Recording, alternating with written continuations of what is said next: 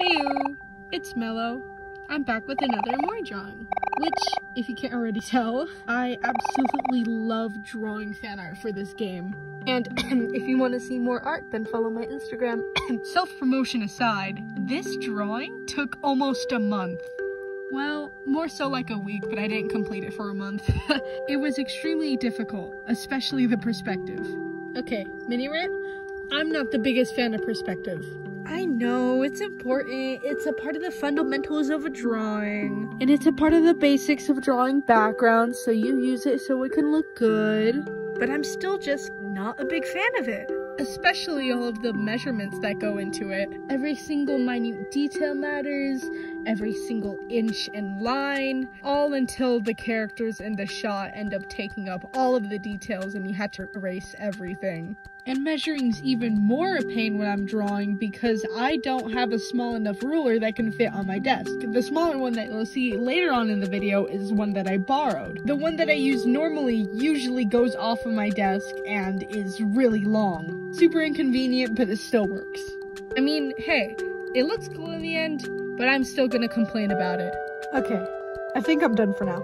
Mini rant over. But like, not only was the perspective difficult, but the planning of the drawing was difficult, which is usually the easy part for me. When I had got my idea for my drawing, I had no clue how it was gonna look in the end. Just what the main concept was gonna be. My brain kind of came up to me like, hey, what if we do this idea? And then didn't give me a vision. All it did was just like, yeah, this idea would be cool. And then that was it. I had to make this little sketch to figure out where everything was gonna go before I even started on the main piece. Which was even difficult in itself because I was trying to figure out where I could place each character and how I can fit everybody in the perspective of the shot. Anyways, I'd gotten the idea for this particular drawing because on that particular day, it had been raining. Also, here's a little fun fact. On the day that I decided to record this, it was also rainy. I thought it was very fitting as I looked out the window one more time before I banished myself to the closet to record. So I thought of the idea and I figured, why not? And if not obvious by the title, I also wanted to take the time to talk about some stories that I happen to have with the rain. Just silly little personal experiences I've had with it, or like funny memories attached to it, or not even funny, just a memory that I want to talk about. Now, if you know me, I love the rain. Ever since I was little, I was fascinated by it, and I was the happiest kid on earth whenever a single tiny droplet managed to drop from the sky. Sadly, we lived in an area that barely got any precipitation whatsoever. Rain was super rare. Like, we're talking less than a month's worth of rain per year rare. But that changed when we moved. Now, I'm not gonna say exactly where I live now since that's private. Obviously. But let's just say rain isn't as foreign over here than it was over there. Actually, when we moved here, we could barely see like 5 feet ahead of us because of how rainy and foggy it was. And because of it, we almost took a wrong turn and ended up on a totally different road than towards the new house that we were moving into. Yes, we were using a GPS, but it was confusing, okay? The streets were right next to each other. What a great day to be exploring a new area, huh? There have been several other times where it's been rainy and foggy like that. We don't get lost anymore, though. And I'm constantly amazed by it, no matter how many times I've seen it. My cat even is too. She loves watching the rain with me through the window. I especially love it when it's like that at school. Sure, when you look out the window, it looks like the whole world is just a blank white slate. And sometimes the brightness of it with the sun shining through hurts my eyes, but the fog everywhere just creates a really nice environment. And the smell is one of my favorite parts. I don't know how to describe it too well, but just the nice smell of all the moisture and trees is so relaxing and calming. And whenever it's rainy and not just foggy, I like running outside just to get wet. Probably sounds a little crazy, but it's really fun. Switching topics, rain at home is amazing too, especially at night, and when there's a thunderstorm to follow it up. There was this one time, it was like midnight,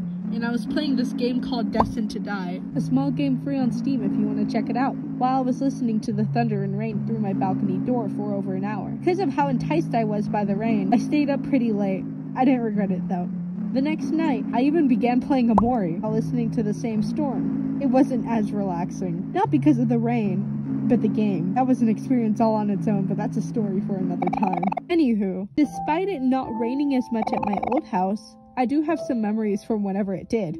My earliest story of rain, however, does not take place where I grew up. Rather, it happened while I was on a vacation with my mom, my dad, my uncle, and my grandma. Shout out to my uncle who may or may not watch this video. He's really cool. We were all on a hike on this path.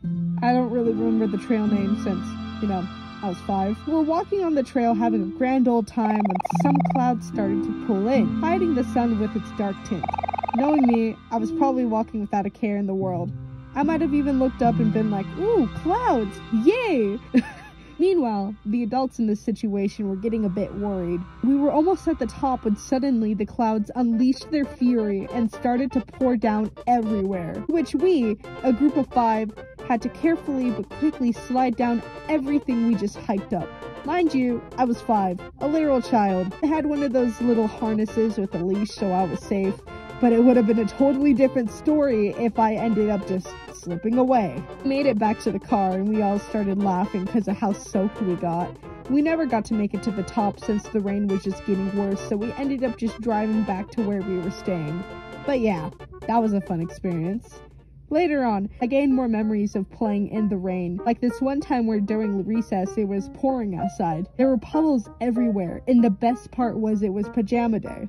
When I tell you it was heavy rain, I mean it was heavy. We were running around going crazy like little kids do while simultaneously drenching our PJs. I was playing competitive tag with a group of kids, so we were splashing everywhere while running away from the tagger. When we walked inside to get lunch, everyone was squeaking in the halls. We didn't get to play in the rain that often during recess though, because the school would keep us all inside if it was too bad, and all we had was an extended lunch or extended class time.